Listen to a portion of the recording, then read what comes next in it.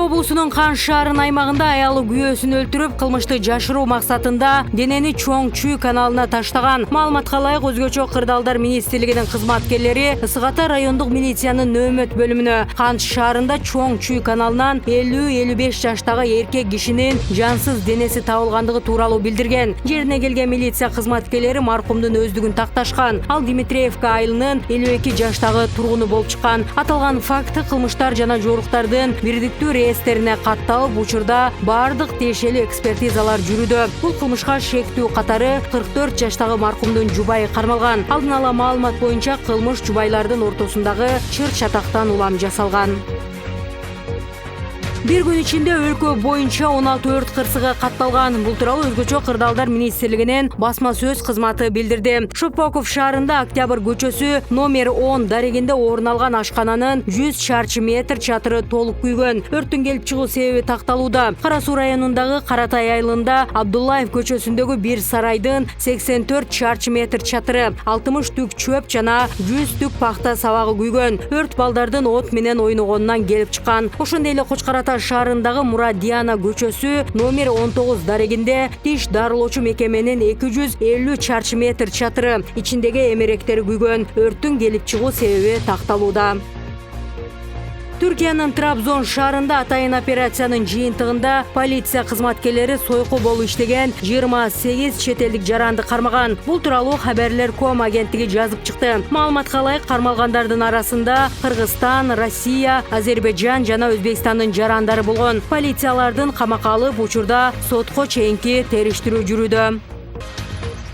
Ош шаарынын Манасата Кечи районунда жайгашкан Акмөр аттуу үй бүлөлүк жатакананын 80ден ашык жашоочусун сот аткаруучулар мажбурлап чыгарып жатат. Тургундар кошумча имарат аларга караштуу болгонун, Ибайдулла Бидинов аттуу жаран тартып алганын, эми күч менен чыгаруу аракети жүрүп жатканын айтып даттанышты. Процесске өзгөчө кырдаалдар министрлиги жана тез жардам кызматынын кызматкерлери көз салып турушат. Быйыл 23 мартта сот аткаруучулардын аракетине карабай, жашоочулар жатаканадан чыкпай койгон. Алар анда президент Сооронбай Жээнбековго кайрылышты. Натыйжада үйдөн мажбурлап чыгаруу процесси июнь айына жылып кеткен. Маалым болгондой, Акмөр жатаканасы СССР убагында жибек чыгаруучу Текстилшик ачык акционердик коомуна таандык санаторий болгон. Кыргызстан эгемендик алгандан кийин текстил ишканасында иштеген 83 үй бүлө ага кирип отурукташып калган.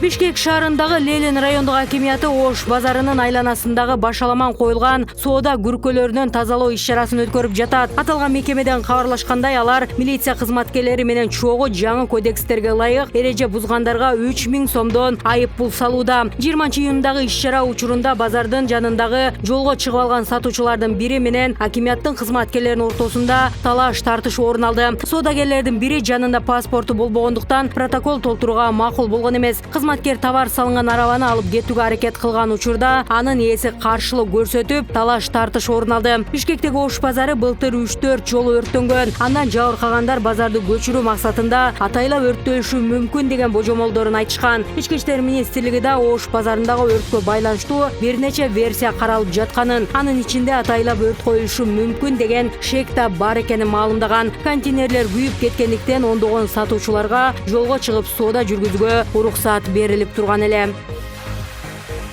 2019 жылдын башынан бери 489 соттолуучу абактан чыкты. Бул тууралуу жаза аткаруу кызматынын жетекчиси Мелис Турганбаев 20-июнда координациялык кеңештин жыйынында билдирди. Турганбаев кошумчалагандай, ар кайсы соттук инстанцияларга 8590 соттолуучунун ишин кайра кароого жөнөтүлгөн. Анын ичинен 6118 иш каралып, 489 бошотулган. Дагы 2000 иш өзгөртүүсүз калган. 1-январдан тартып Кыргызстанда жаңы кылмыш жаза кодекси, жазык процессуалдык кодекс, жазык аткаруу кодекси, жоруктар тууралуу кодекс жана тартип бузуу жөнүндө кодекс күчүндө кирди.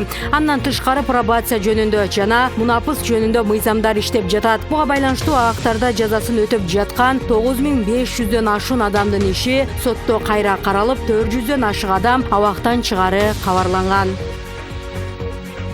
Мухтар Жумалиев Кыргызстандын Европа биримдигиндеги жана ЮНЕСКОдогу туруктуу өкүлү, Франциядагы жана Нидерландтар королдугундагы атайын жана ыйгар мукты элчиси болуп дайындалды. Тиешелүү буйрукка президент Сооронбай Жээнбеков кол койду. Бул тууралуу президенттин расмий сайты жарыялады. Президенттин буйругуна ылайык Кыргызстандын Бельгия королдугундагы атайын жана ыйгар мукты элчиси Мухтар Жумалиев эми жогоруда айтылган элчилик иштерди Брюссель шаарындагы резиденциясы менен айкалыштырып алып барат.